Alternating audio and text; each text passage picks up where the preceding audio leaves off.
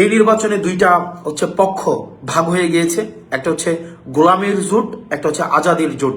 আমরা চাই না একটি স্বাধীন সার্বভৌম দেশে, যে আমরা দেখেছি অতীতে যেমনটা হয়েছে, যে জাতীয় পার্টির মতো একটা দল তারা বিদেশে মিটিং করে এসে, ভারতে মিটিং করে এসে আমাদের দেশে বলতো, প্রেস কনফারেন্স করে বলতো যে কি মিটিং হয়েছে আমরা সেটা বলতে পারবো না, এবং আগামী নির্বাচনে কে কি ভূমিকা পালন করবে সেটা ভারত নির্ধারণ করবে। আমরা দেখেছি আওয়ামী লীগের তৎকালীন পররাষ্ট্রমন্ত্রী ভারতে গিয়ে বলে আসতে যে আপনারা যেভাবেই হোক এই সরকারকে টিকিয়ে রাখুন।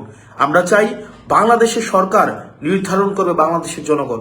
বাংলাদেশের জনগণ যাকেই ভোট দিয়ে নির্বাচিত করে বাংলাদেশ জনগণ এবং প্রত্যেকটা রাজনৈতিক দল সেই ম্যান্ডেটকেই সম্মান জানাবে।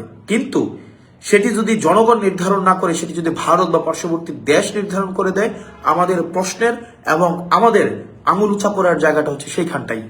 তো আমরা চাই, আমরা যারা সংস্কারের পক্ষে আমরা যেই জোট অবস্থান নিয়েছি, আমরা আগ্রাসন বিরোধিতার প্রশ্নে যে জোট অবস্থান নিয়েছি, দুর্নীতি বিরোধিতার প্রশ্নে আমরা যেই জোট অবস্থান নিয়েছি, আমরা সেই জোট আমরা আমাদের কার্যক্রম অব্যাহত রাখবো। একই সাথে এই নির্বাচনে দুইটা পক্ষ ভাগ হয়ে গিয়েছে।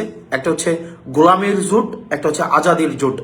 আমরা আপনাদের কাছে প্রত্যাশা করব এবং আপনাদের কাছে আহ্বান জানাবো, যারা দুর্নীতির বিরুদ্ধে যারা অবস্থান নিবে আপনারা তাদেরকে সমর্থন দিন, যারা আগ্রাসন বিরোধিতার প্রশ্নে যারা অবস্থান নিবে আপনারা তাদেরকে সমর্থন দিন, যারা বিদেশি আধিপত্যের বিরুদ্ধে অবস্থান নিবে আপনারা তাদেরকে সমর্থন দিন, যারা এই সংস্কারের পক্ষে, যারা আধিপত্যবাদের বিরুদ্ধে অবস্থান নিবে তাদেরকে আপনারা সমর্থন দিন। আগ্রাসন বিরোধিতার বিপক্ষে যারা অবস্থান নেবে, আগ্রাসন বিরোধিতার যারা করবে আপনারা তাদেরকে সমর্থন দিন।